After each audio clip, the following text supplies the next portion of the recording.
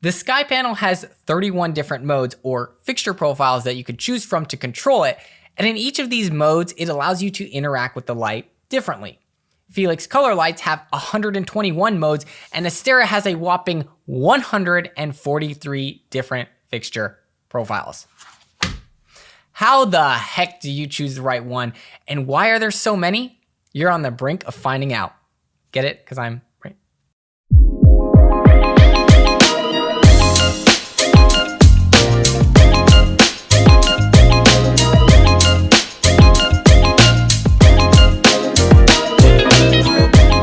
You want to pick up a light and just control it, right?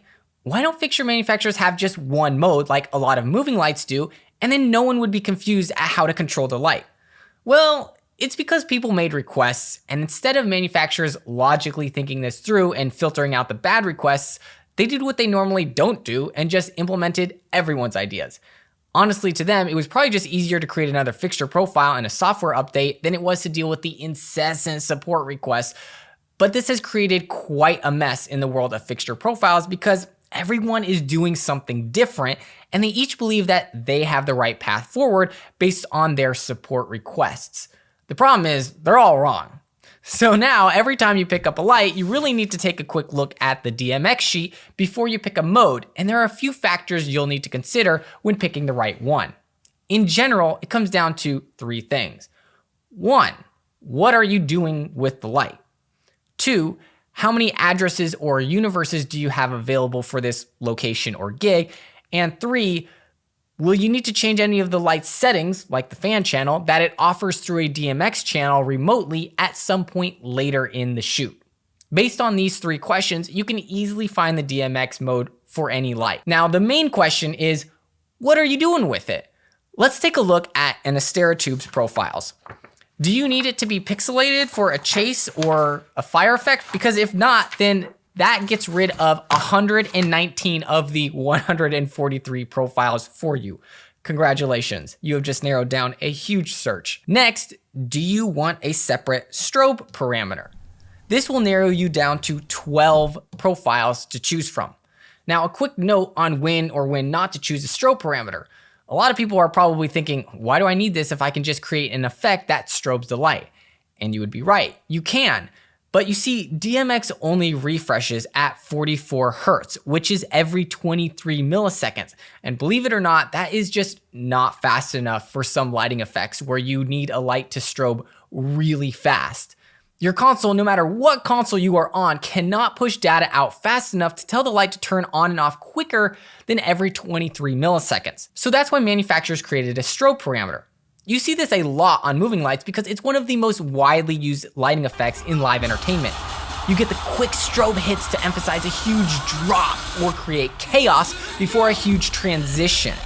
Astera goes crazy though, and look, they have created a ton of profiles that include a strobe parameter. Their single strobe mode strobes the entire light, but the multiple strobe mode puts a strobe parameter on every individual pixel.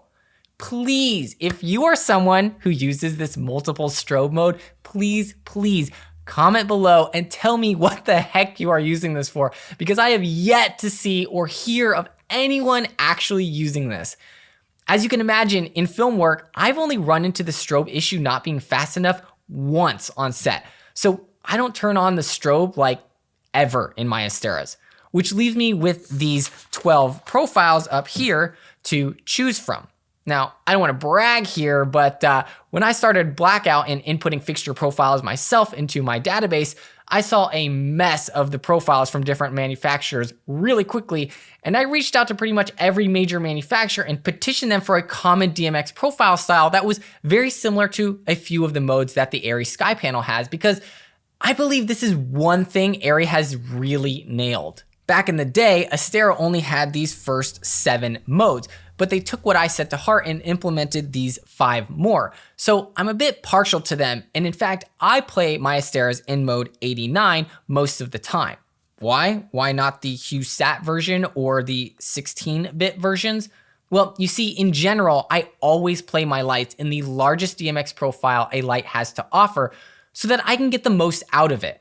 But I also know when it's excessive. If I'm not using all 16 pixels of an Astera tube, then I'm not gonna waste precious addresses on pixels the gaffer will never need to break up. It's the same with 16-bit. You can test this yourself, but if you do a simple time up command from say 0 to 10%, you can get a real feel for how the low end of a light will react as it ramps up in intensity over a few seconds. And to be completely honest, I hardly see a difference in the 16-bit version versus the 8-bit version for Asteras. This doesn't mean it's a bad light or anything, it's just honestly not capable of this low-end resolution that we are trying to get out of it with a 16-bit profile. Perhaps the LED driver itself doesn't have enough resolution. Other lights, like a sky panel, you can really tell the difference. So that's why I choose the 8-bit profile for my Astera tubes. So now it's just a choice between these two profiles. Why do I choose the RGB versus Hue Sat version? The Hue Sat version is 2 addresses cheaper to use, but here's the thing. I work with a lot of gaffers who still think in terms of gels, so they want to see like sodium vapor on an Astera tube. Now, you can get the app Swatch, look up the RGB values for that gel, and type that into your fixture. But what you put in doesn't mean it's what you'll get out of the light. There's a conversion that takes place, so the color is probably going to look a little off, if not a lot off. This is one of the things that XY modes are trying to help alleviate, which I'll dive deeper into later. But Astera has released this handy lookup table on their website, the DMX value for common colors V3, which shows you what to put into the light in RGB values to get certain color temperatures or gels to output correctly, that they have done the calibration for.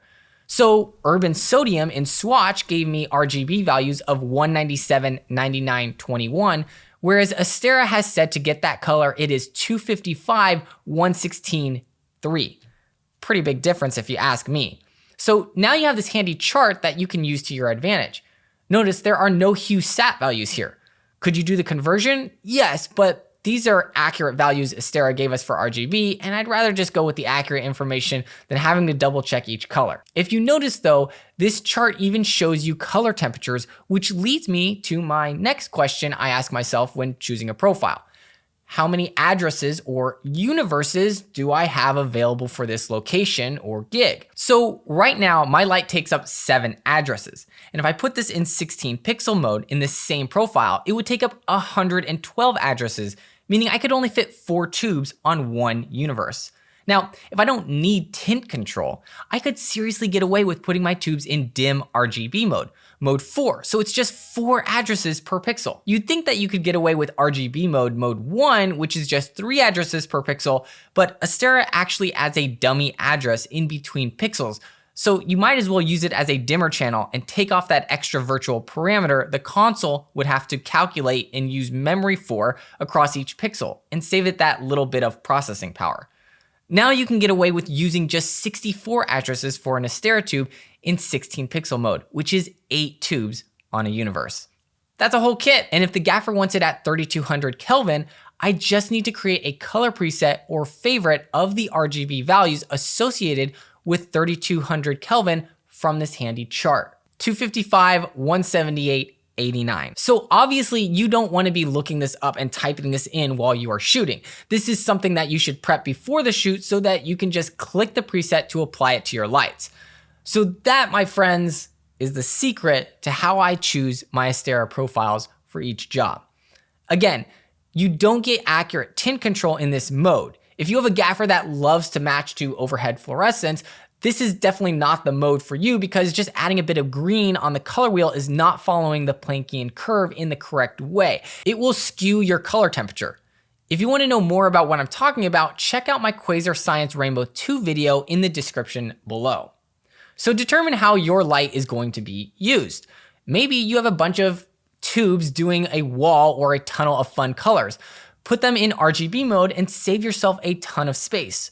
Or if you need ultimate control at 112 addresses per fixture, just be prepared to supply the data to feed them all. The last thing you need to consider is, are you going to need to change any of the light settings that it offers through a DMX channel remotely at some point later in the shoot? Let's look at some of Fiilex's DMX profiles to see what I'm talking about. They have these regular modes in both 8-bit and 16-bit.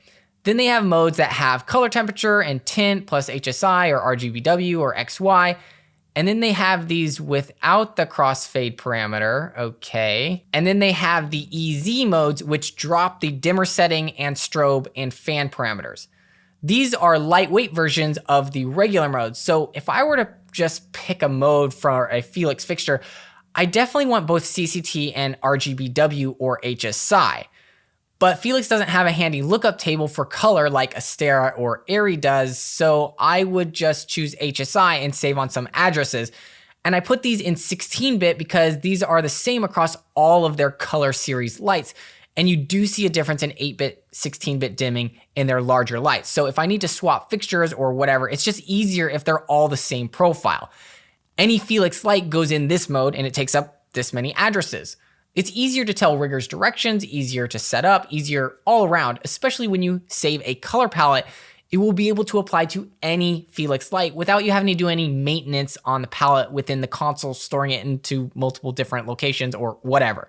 So if we look now at mode 12, I ask myself, will I ever need to control the fan, strobe, or dimmer setting?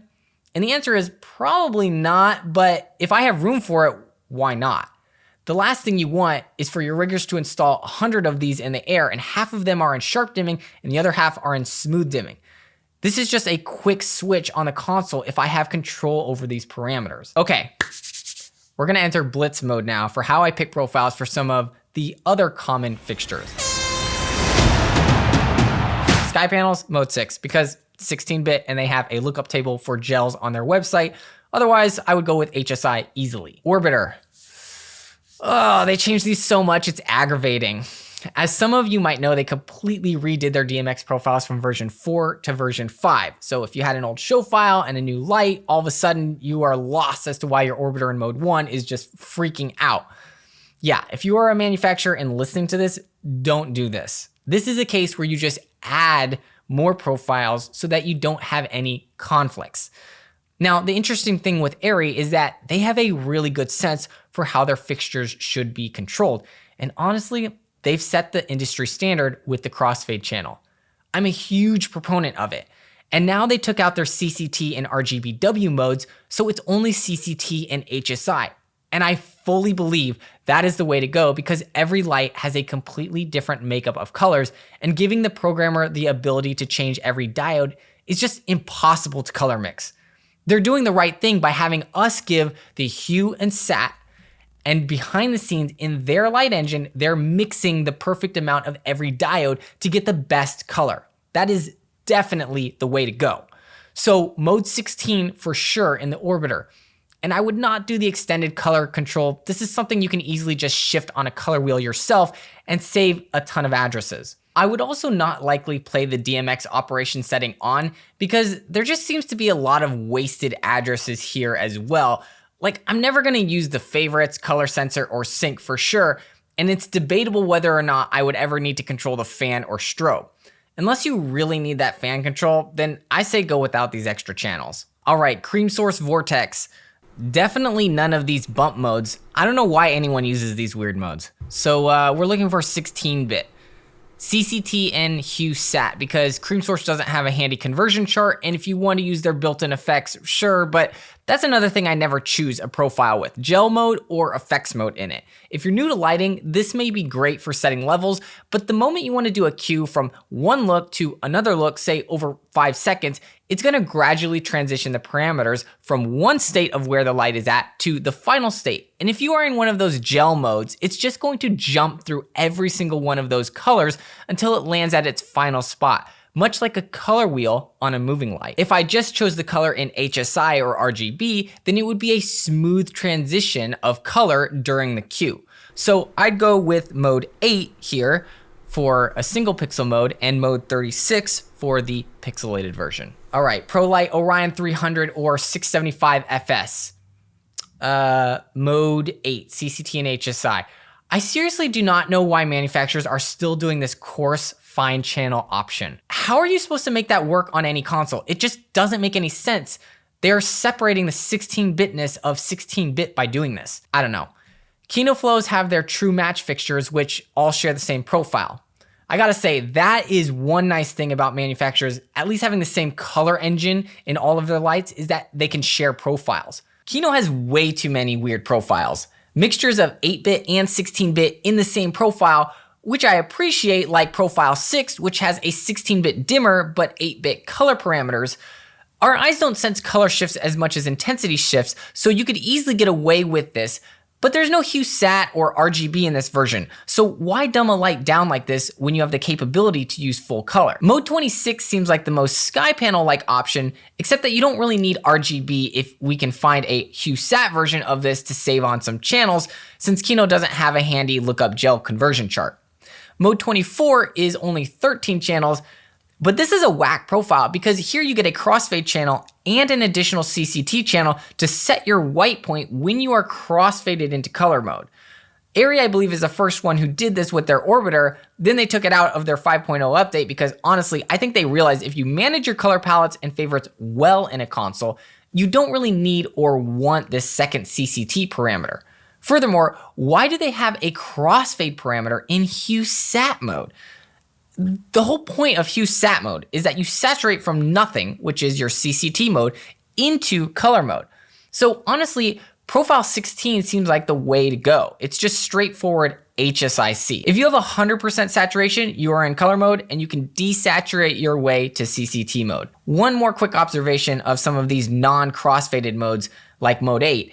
It's interesting because they save you on a crossfade channel, but by doing this, if your RGB values are anything other than 100, 100, 100, you'll go into color mode and you have no crossfade channel to help desaturate a color you found in color mode easily into a CCT of your choice. So for the novice operator, this mode can actually be trickier than it looks. Kino straight up just needs to get rid of half of these profiles though, because this is just nuts. All right, ETC Source 4 LED Lusters, Series 2. This is the key example fixture on how color mixing is too much in control of the programmer. And unless you are using an ETC specific console that mapped this color gamut, it just does not make sense to use all of the diodes in a profile. What you want is this HSIC mode, which also gives you color temperature. It doesn't give you tint, but just dim the light. Get it? Because it's terrible in the low end. Okay. Studio mode would give you tint control, but no color, so pick your battle. Series 3 Lusters. Ugh, more of the nonsense. Expanded mode. You get everything you want. Color temp, tint, RGB only, and even a crossfade channel. Boom, done. So I hope that helps you in picking DMX profiles on your next shoot. I will soon be releasing my favorite profiles in Blackout, which will be starred profiles in the Cloud Fixture database to help you see my top picks for each light that I've used. If you enjoyed this video, help me out, give me a like and comment below. Tell me what you want to learn and I will see you in the next video.